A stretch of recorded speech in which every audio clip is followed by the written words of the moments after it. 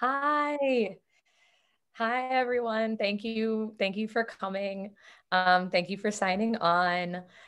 Yeah, so I think Claire and I are going to get talking in a little bit, but first, I figure I'd start with a little reading from my book, Crystal Clear, which you all probably know about by now.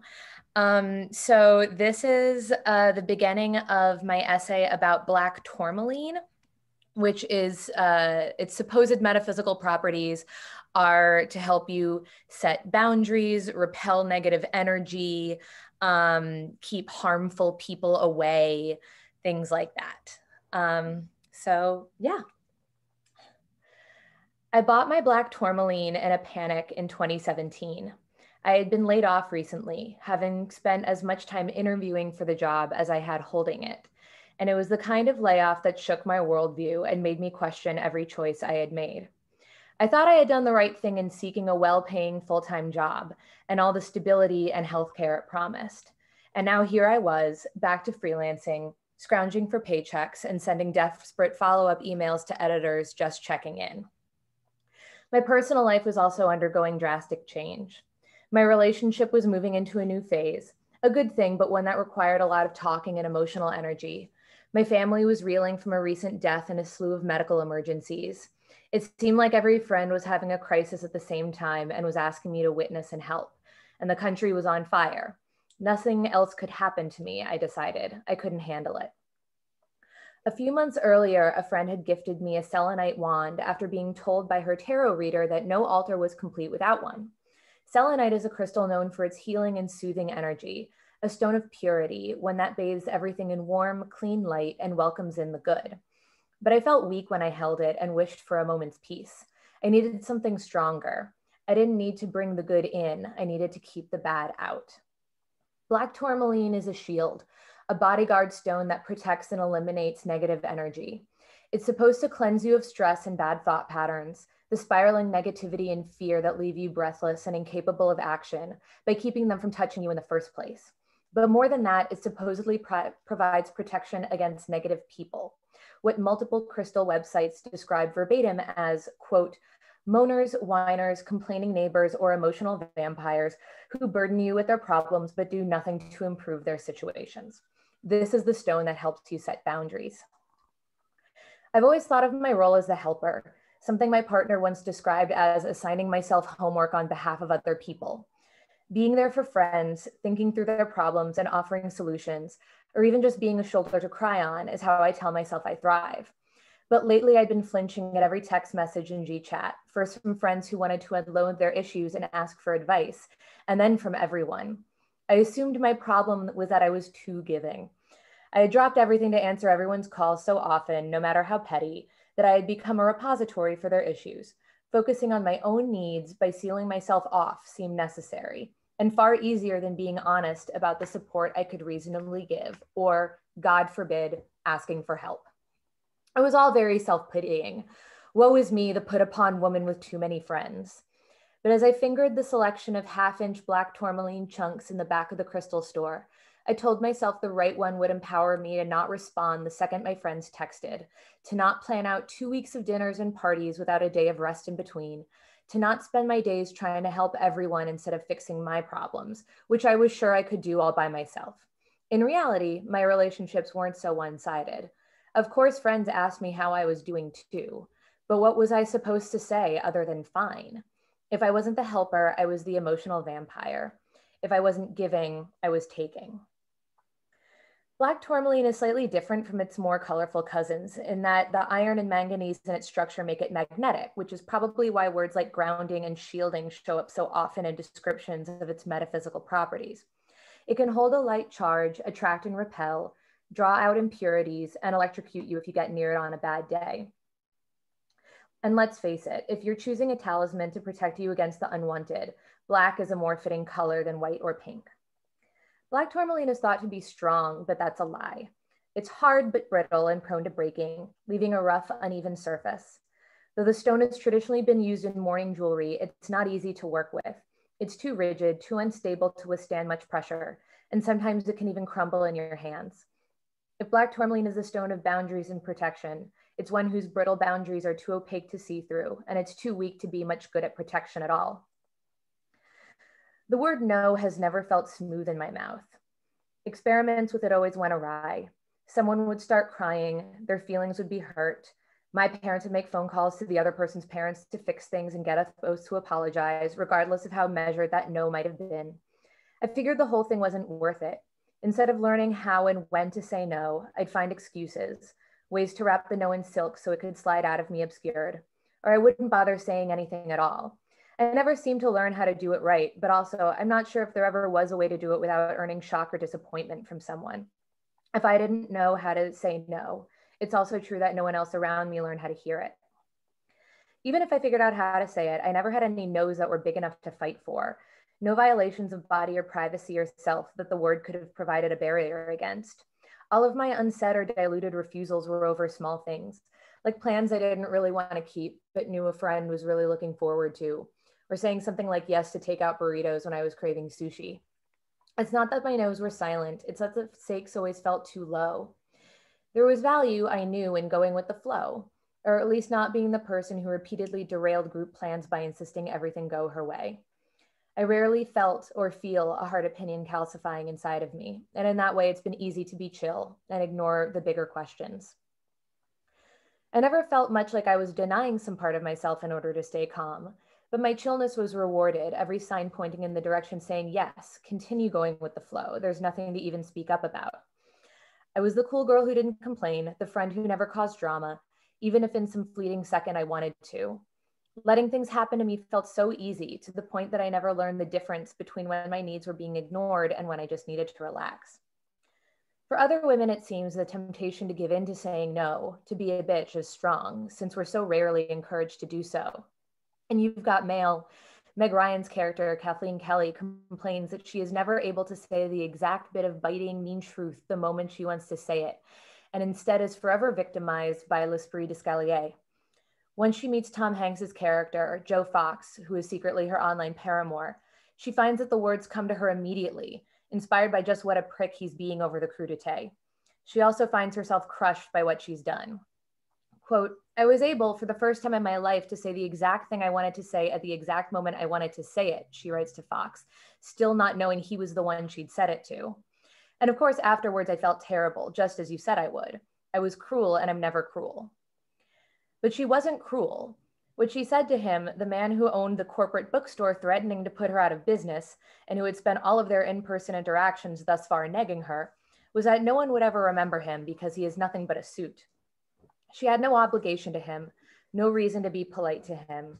She didn't know he was her budding soulmate, and he had certainly never treated her as anything but an annoyance. And yet she felt nothing but guilt. When I watch that movie now, I think about how I still don't know when and where that obligation exists. The only options seem to be that we're obligated to everyone equally or to no one at all.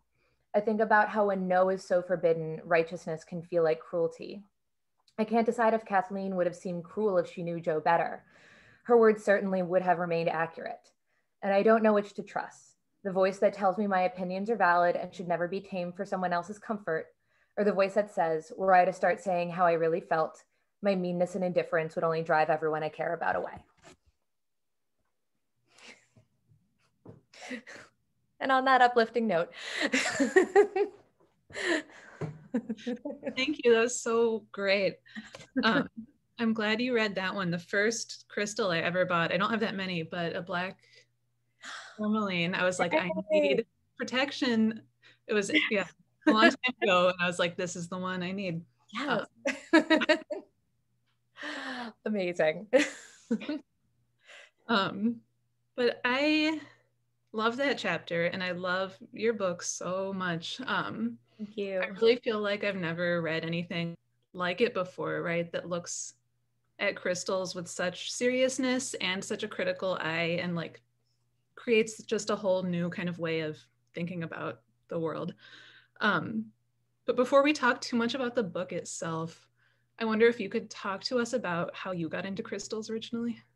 Yeah. So I grew up in New York City, And when you grow up here, you spend at least 2 class trips a year going to the big natural history museum. And there's the crystal room there, the crystal and gem room. And that was always my favorite part of the museum. So as a kid, I very much got into stones, not through like metaphysical witchy realms, but from the Natural History Museum. I also, when I was a kid, my mom gave me these collections of stones that she had, which right had little guides of like where they were found, what their scientific properties were, you know, what they were made of. And I started my own rock collection when I was younger. I actually should have brought it out. I have an old elementary school journal where I catalog. I'm like, I have 62 rocks, and limestone is my favorite. And So cute. so yeah, I just thought they were cool objects. I think I was really fascinated by the idea that like this was all earth. This was all, you know, stone under that broad category, and yet it could all be totally different colors, totally different shapes. Some of them would like glow in the dark and give off phosphorescence. Some, you know, they just seemed really cool in and of themselves. So yeah, that's where I started. Totally. I love the way you write about right, how like a lot of girls really are, they like love rocks for these reasons, right? Because they're so interesting and of the earth, and they have all these different textures and colors. And then adults assume that that means like, oh, you want the gemstone troll doll versus Yeah. like, oh, you want us to be in school. Like I absolutely did have a bunch of Polly Pockets that had the little like stone in them, but I think that there's this idea, I've talked to other friends about this, that we all grew up loving these stones. And I think like my family absolutely encouraged me to like look at scientific stuff, and I chose, but I think a lot of people were like, I should have become a geologist or a scientist or somehow, but everyone just thought it meant I wanted jewelry. And, you know, it totally could have gone in a different direction. Totally. And so, how for you, right, since it didn't start in this kind of metaphysical realm at all, like when, at what point did you kind of become aware of that? Like, how did that enter the picture for you? Yeah. I mean, like a lot of teenage girls, you know, I sort of started dabbling in witchy things, you know, became very aware of my horoscopes and got a tarot deck. And so that sort of came with the territory. And it was nice because I think as I got older, I was reminded like, wait a second, you've always liked crystals. This has always sort of been a part of your life. That wasn't just the witchy side. So I think I was really interested in, yeah, sort of the stories that were told around these stones and where they came from, and, you know, yeah, how you could sort of use that. And then truly, like it sounds corny, but like I just think they're pretty and they're cool looking. And so if it was an excuse to have more in my house, like that was great. Totally. Um, yeah, so kind of like I was just saying, I really have never like seen a book do what you do with crystals, right? Um, Obviously, I write about astrology, which is a little bit different. I think there's maybe more interesting writing about astrology out there. But I spend so much time, or at least pre-COVID, I did, in the weird little occult section of the used bookstore by my house. Yeah. And all of the crystal books there are always just like a reference guide to rocks, right? Yeah. Which is valuable in its own way, but not, right? There's no narrative No, there. totally. It's like crystal encyclopedias and yeah. And so I'm curious, kind of how did you even like come up with this thing that didn't exist before, right? Like what were your intentions? What were your goals? How did you land here? Yeah, I mean, I think the first part of it was just coming out of that curiosity about these stories. Because I think, like, if you look in those guides and encyclopedias, or if you go to a crystal store and you, or like a website and you read the little descriptions of you know, what you're going to buy, so many of those descriptions start to sound so similar. It's like rose quartz is the stone of unconditional love, you know, right? Black tourmaline is the stone of that repels negativity. And they always have some sort of like vague hand wavy stuff to like ancient cultures said that, you know, this is what the property was. And you know, it was just some part of my mind. I was like, okay, well, who said that? Who is the first person who said that? So it initially started, I think, just to try to satiate my own curiosity about like where these stories came from. Like, who was the person that decided, that first said that amethyst was a stone of like emotional balance, or yeah, who named that for rose quartz. And then as I started researching that, I got more curious in sort of why these stories had so much staying power, and why decade after decade the same properties are applied to the same stones, and how my theory was that says a lot more about us than anything. That like by us saying a rose quartz will bring you love, that's clearly us saying love is important to us and that we want it, and are externalizing that desire in order to bring that to us or to make it more real, or luck or money or any of these things. So I think I just wanted to explore like why we have told these stories, and what that sort of means about us, that we put such importance in these properties. Totally. I love that whole thing about like the ancient cultures and the ancient stories, right? I feel like this crops up all across like kind of the broad like occult umbrella, right? It's like Yeah. everything is ancient, and ancient can mean anything from like ancient Egypt to like 1970, Yeah. right?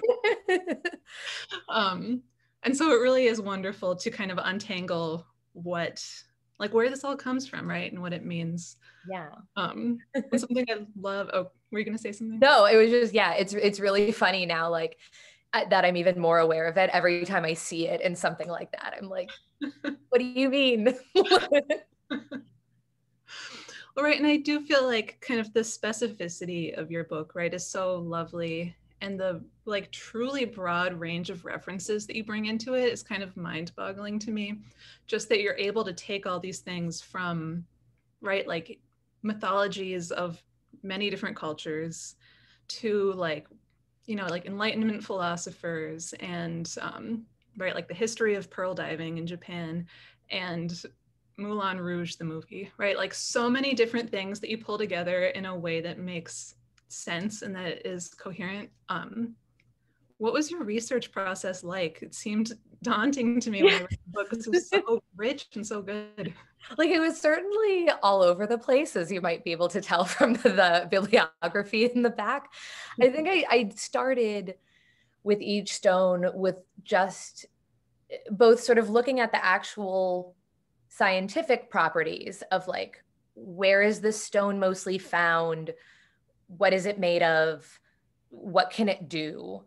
Which usually where it was found more commonly would lead to like, hey, was there any mythology in this area that had to do with this stone? And then similarly, I would look at what these descriptions were in crystal encyclopedias and guides and what they would say, because though, yeah, a lot of times they would just vaguely say like, uh, they would vaguely say like, ancient cultures, like sometimes they would point to a specific one. Sometimes they would point to like a Greek myth or an Egyptian myth. And then I could like look at that more specifically. And then when it, you know, so it was sort of stuff like that. And sometimes it would just be like free association of like, what is this making me think of right now? And what do I feel like it's pointing to in more modern day? You know, I think about like the chapter that I wrote on carnelian that has a lot to do with like positive thinking and how prevalent that is in America. Every time I was reading sort of the myths about carnelian, I was like, this sounds familiar. Why does this sound familiar? And found that the language was sort of echoing this like positive thinking movement. And so that would become like a parallel to make. And then I think with pop culture stuff, like, yeah, with Moulin Rouge and writing about that with rose quartz, I'm like, maybe that's just me that as a teenage girl, that was the ultimate like love movie. That was the first place my head went. No, I think, and maybe just because we're, I assume, similar ages, but it's like a lot of the references to me were like, oh, right, like Moulin Rouge, like that is the formative love movie in a lot of ways, right? And good and bad ways. Yeah. And you know, I wanted to make that like, obviously I was going to be more familiar with stuff that I grew up with and everything, but I wanted to make sure you know, that they weren't too esoteric if I was referencing a movie or something, that this would be something that maybe a lot of people had seen and were familiar with. But yeah, I think I just tried to stay open a lot to reference anything. I didn't really want to limit myself to only theology and philosophy or only pop culture. Totally. Well, I definitely feel like, right, like ancient mythology is pretty standard in, again, kind of like broadly occult topics. And that, right, it has staying power because it's really rich, but it also tends to kind of limit what it's possible to talk about. And so I think that you just really expanded things nicely.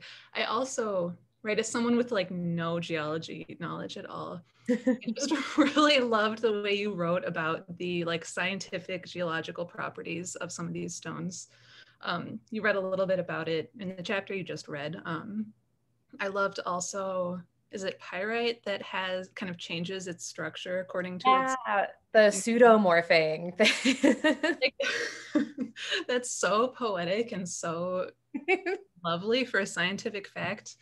I wonder what, just on the science side, what's your favorite thing you learned researching this book? I mean, honestly, the pseudomorphing was really cool. Just like for anybody else, it's this thing that pyrite does and other stones too, where it can take over the structure of something else. So like if you've ever seen pyrite in the shape of like a shell, it's because it will just like slowly eat away at the shell and take its place. And it's just like this really cool thing that it can do. I think another one was not necessarily like I already knew diamonds and the diamond industry was full of shit. Like, and I already knew that there is all sorts of stuff that limits like what diamonds are seen as good or not. But I didn't realize it's not quite a geological thing, but that brown diamonds, which are just as strong as white diamonds, they come from the same mines. They just have various, you know, iron and other minerals in them that gives them a color. The same way that like a pink diamond or a yellow diamond, which I think Kim Kardashian has, or so, like these diamonds that are very valuable and that people want. With brown diamonds, they were always used for like industrial things. And then there was a time at some point where there was like a surplus of brown diamonds. So they started trying to market them in like Zales and stuff. And they called them chocolate diamonds and put them in all the jewelry. And that was just sort of fascinating to me, being like, this is the same stone. It has the same properties. It's just got it absorbed other stuff, and a surplus or not, or how much money De Beers wants to make, is the difference between these diamonds never seeing the light of day and these diamonds suddenly being like a trendy jewelry thing. It's so funny. I remember maybe like a year or two ago, maybe being at my parents' house, which is the only time I ever watched cable TV, and seeing all these commercials for chocolate diamonds. Yeah. Just like like all of a sudden out of nowhere, right? All these things. And so it was so interesting to learn kind of what specifically that is, first of all, and why suddenly that was being shown to me on TV. Yeah. What was I just going to ask you? Oh, but so it was interesting to me, and I guess this is kind of intuitive now, but I didn't realize until reading this, just that crystals aren't only rocks, right? That like pearl is a crystal too, technically, or like petrified wood and that kind of thing. Like truly anything, yeah. Like anything. Like literally, I think in a lot of the crystal guide, like salt is in there, like that it's a mineral, but salt has properties. Right, so something I hear kind of a lot about things like crystals, right, by people who are like a little bit skeptical or think it's for, right, like hippies or whatever, right, they like have the idea that it's this really naive like way of seeing the world, right? Or like if you see any value in a crystal, you must be kind of foolish because we all know that's not really real, right? But in your book, right, you make everything really complicated in a really wonderful way. All these stones are lenses for looking at truly complicated, like thorny issues about the world. I wonder, and maybe you don't have an answer to this, but which chapter was the hardest for you to write? Oh man. I mean, you know, so a lot of these chapters involve personal stuff. I mean, the excerpt I just read like involved a stressful time in my life, and there are other things that I write about very personal. And so I certainly think at like carnelian and opal, like any of the chapters where I got more personal in it are hard, just in a way that I think anyone who writes a personal essay, like you want to differentiate it from a diary entry. Like you want to make sure you're actually writing it for someone else, and not just self-indulgently. So I think like I was thinking about carnelian too again, and the positive thinking stuff, and the like just pull yourself up by your bootstraps and keep going. And how I knew that thinking was really harmful, but I think writing about it had to make me confront a lot about how I still believed in a lot of it. And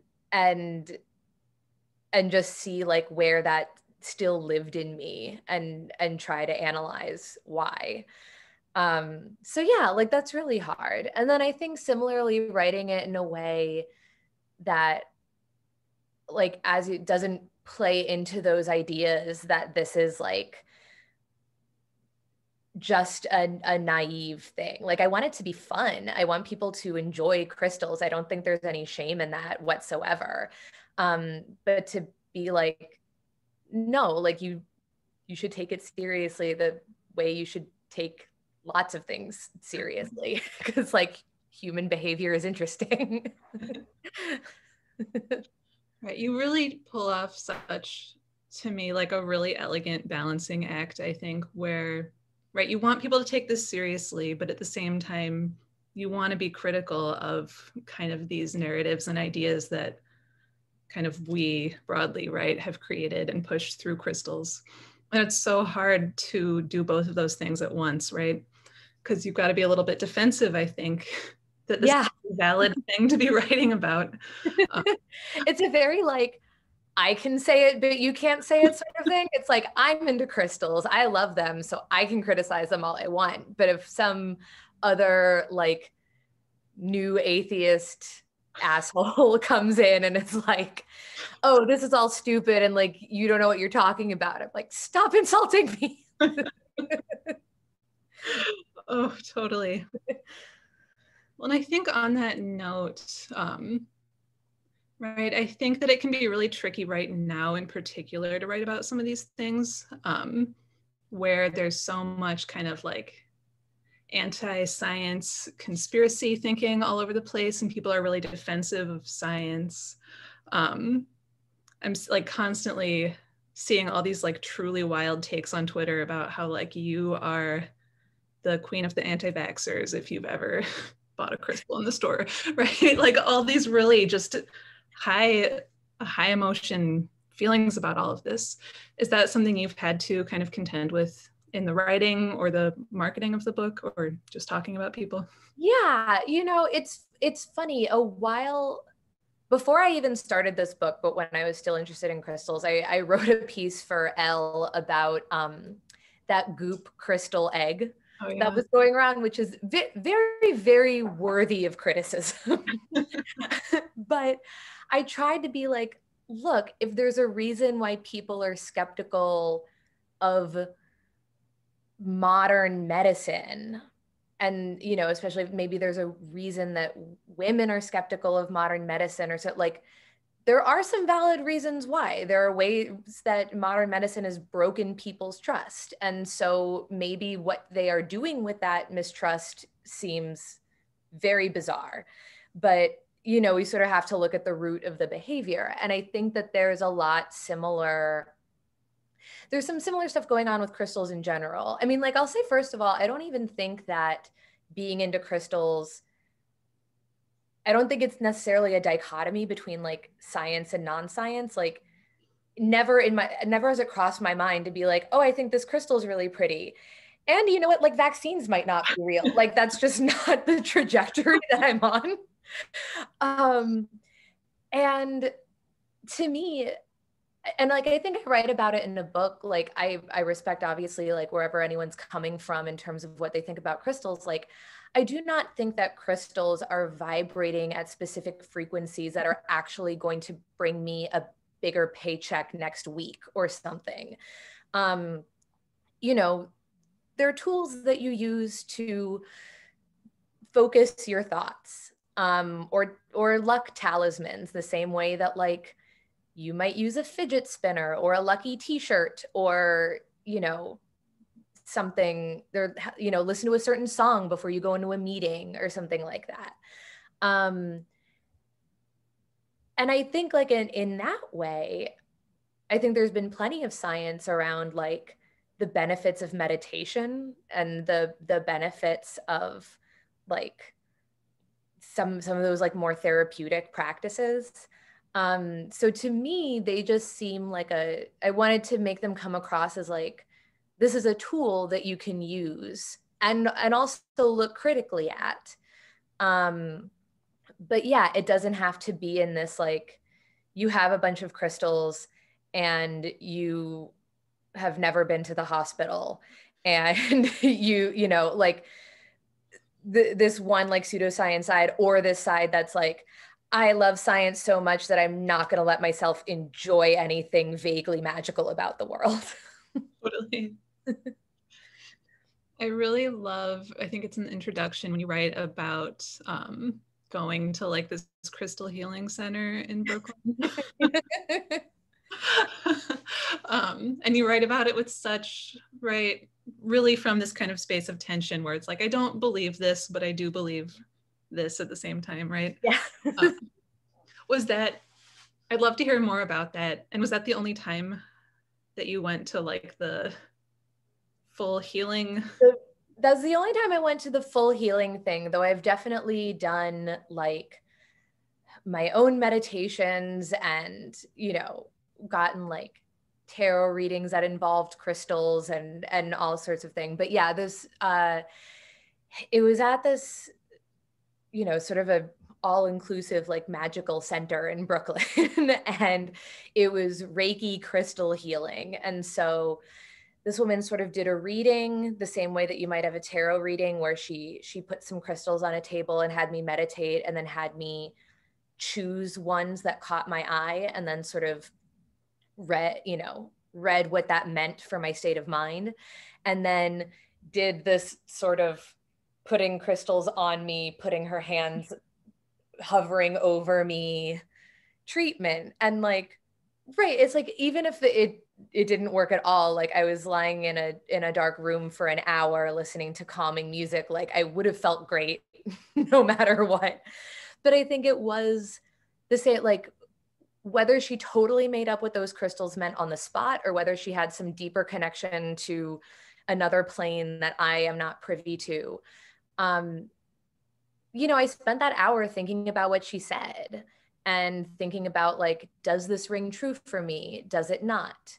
If it does, why does it ring true? If not, like, what am I thinking of here? And, you know, that's useful. I think that's a useful thing to do. And you don't need to have a crystal healing session to do it. But yeah, it was a nice experience.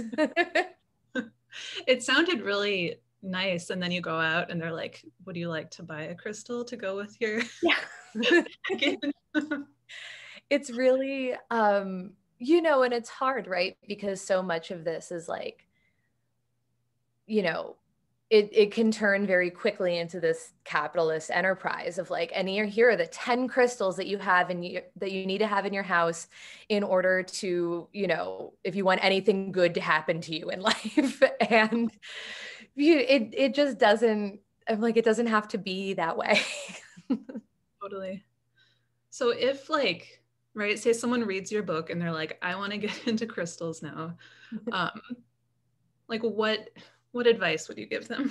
Like, you know, you absolutely should. And like I said, it doesn't need to be any more complicated than just like buy something you think is pretty that you're drawn to, you know, that you want to hold or you want to look at, because that's, you know, a huge part of this.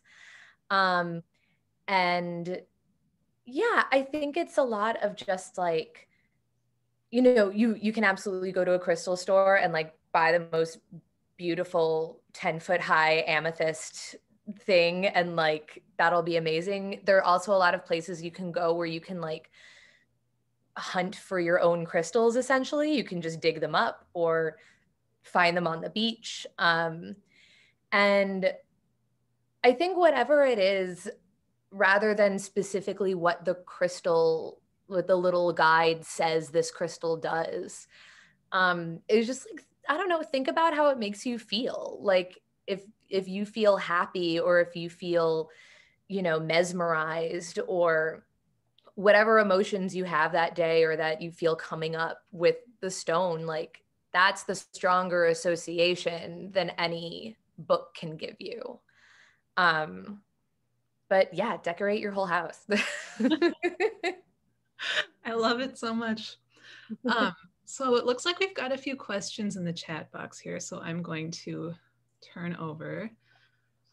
Jess Zimmerman asks, what's the crystal that you feel the most personal connection to? Like if you were a Steven Universe gem, what would it be?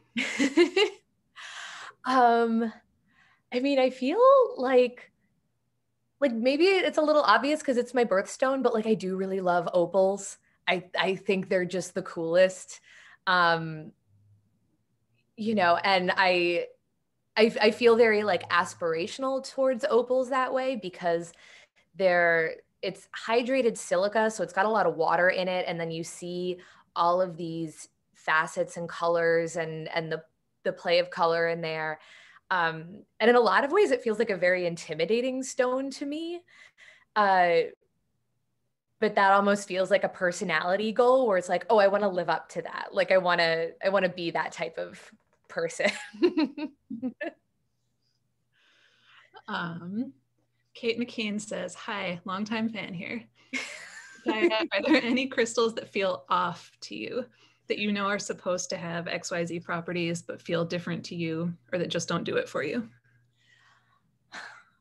Interesting. I mean, I don't know if any specific stones, but I absolutely have had that experience where like I have bought a crystal specifically for whatever it says, and then I get home and I'm just like, I always forget to pick it up when that is the thing that it supposedly calls for. And I'm like, huh, I wonder why that is. But I also realized, I was like going through my crystals the other day, I do not have just like a plain clear quartz, which is like, so, you know, that's the stone that is supposedly the one that does it all and is supposed to be the one that like all other stones derive their power from or whatever. And I don't have one, and I've never felt the need to get one. So maybe it's just, and maybe that's just a color thing. I'm like, it's clear. Why do I need that? Let's see. Angela Chen asks, do you feel about crystals differently than you do about, say, tarot? Crystals, tarot, astrology, etc., are often grouped together. So I'm curious what feels special, different, powerful about each for you or other people, if you have theories on that. Ooh, I mean, yeah, I think personally, when I use crystals, it is more sort of to focus in on a certain feeling or, to sort of address that. So like if I really want to focus on work and I just place one little stone by my computer or, um, right, I was saying right before this, I was, trying to calm my nerves and uh, make sure I sounded coherent. And so I had this like green calcite that supposedly does that. And I was just like rolling it around in my hands and focusing on like what I wanted to get out of this event. And so I think that's good. Whereas tarot to me feels much more like, and astrology to a certain extent, but Claire, you could probably speak to this too, is like a bit more like personal storytelling.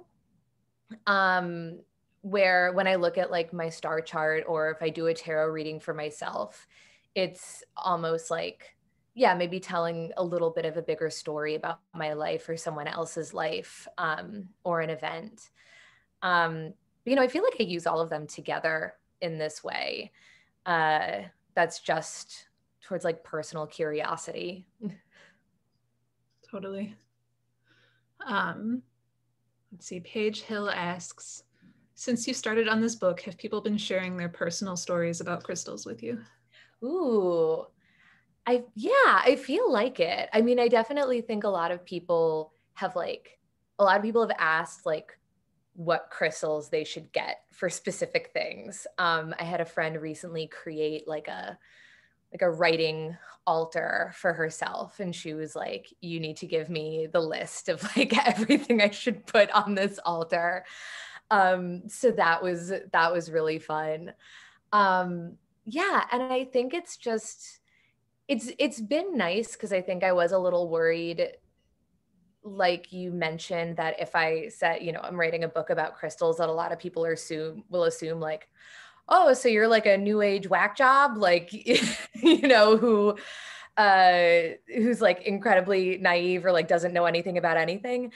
And I I guess I'm not surprised, but I was like pleased by the amount of people who looked at crystals the same way that I did and saw value in this idea that like, hey, these are some stories that exist around this stone, but it's this tool that you can use, to sort of focus on things you want or on broader ideas, and not thinking that like literally if I put this stone on my table, then I'm going to get a new job.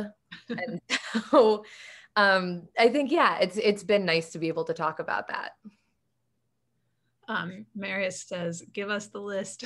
Oh, so as I had mentioned in this chapter, I told her to buy a selenite, which is this like cleansing moonstone thing. Also, labradorite. It's a really cool stone that sort of has a similar like rainbow iridescence, like opal, and it's supposed to be really good for like wildly imaginative thinking and sort of dreaming and things like that. And so I figured that would be really good for writing and creativity in general.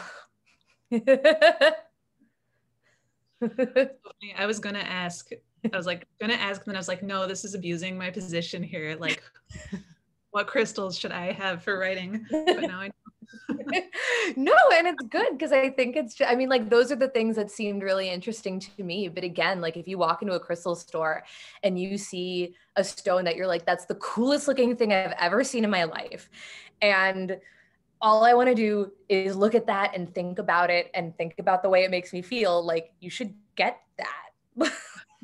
It's great. Totally. All right. if anyone else has any questions, now is your chance. Did you have my final question, I asked which essay was the hardest to write. Was there one that was easiest or that you just love the most? Oh, that again, very difficult. All of my beautiful children. Uh, yeah, I feel like, I also got to look at the book. I'm like, what did I even write? I feel like that's the thing with like writing a book where you write it a long time ago and then it's finally published and you're like, wait, what did I say? I actually really did. I really liked the diamond chapter. I think it was fun because like there are some ancient myths that have to do with diamonds, but so much of the collective ideas about diamonds are much more modern. And so I had a lot of fun sort of unpacking a myth that we've sort of been able to watch happen in like closer to our lifetimes than like, according to this myth, Zeus did whatever. Like, when it was like in 1930, this ad campaign started, and that's why you have a diamond engagement ring. And so, yeah, I think it was really interesting to explore things that happened that like I remember happening. Totally. Yeah, and then I think the pyrite was really fun just because I got to make the introduction entirely about a Mary-Kate and Ashley movie that I watched all the time when I was a kid, where they discover a pyrite mine, and I was like, finally, I can get this in somewhere. Well, okay, I loved that chapter first of all because I remember that movie also, and like it worked perfectly. It was in no way like, oh, this is me wanting to write about Mary-Kate and Ashley. Yeah, the West was. Or was How the West was fun. Yeah. Which of course they had to, yeah. But it like so perfectly tied in, which was really magical to me. Yeah, I think that was in terms of looking at we were talking about references before, or like where I got my sources. That came maybe too quickly to me that it's like pyrite. Now I can write about Mary-Kate and Ashley. But I think, yeah, that was an interesting, that was a fun one to do too, because I think imposter syndrome is this thing that like obviously everybody knows about and has become like a very a very buzzy thing to talk about. But it was really fascinating looking back into the original study about imposter phenomenon and like what they actually said about it and how then it's shifted a bit in public imagination. Totally. So we've got one question here. Is there a universal crystal that everyone should have? Oh, well, I mean, I guess I shot myself in the foot by saying I don't have a clear quartz, because that would totally be the answer to it. Um, I, I read a little bit in the book that I think rose quartz is one of those that's seen as like a very solid like starter crystal, just because it's pretty easy to find. Like you don't even have to go to a crystal store. You can go to you can go to a museum. They'll have it. You can probably go to Urban Outfitters. They'll have it at this point. But yeah, I think that in terms of like the ideas and the energy it brings, like, I criticize it some in the book because there's a lot about like talking about femininity that gets you in the weeds really quickly. But ultimately, I think the ideas of like warmth and love, and as a stone that is supposedly going to allow you to like open yourself up to receiving that in whatever form and then giving more of it, like that's a pretty good way to be.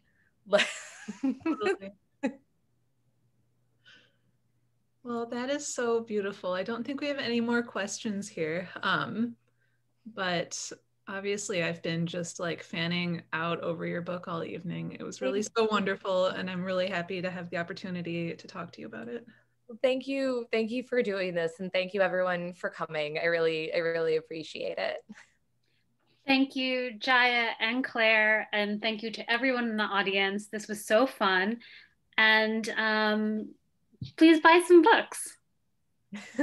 Yes, everyone buy any book, not just my book. But also your book. It's very good. Thank you. Yes. Okay. Have a good night, everyone. Goodbye.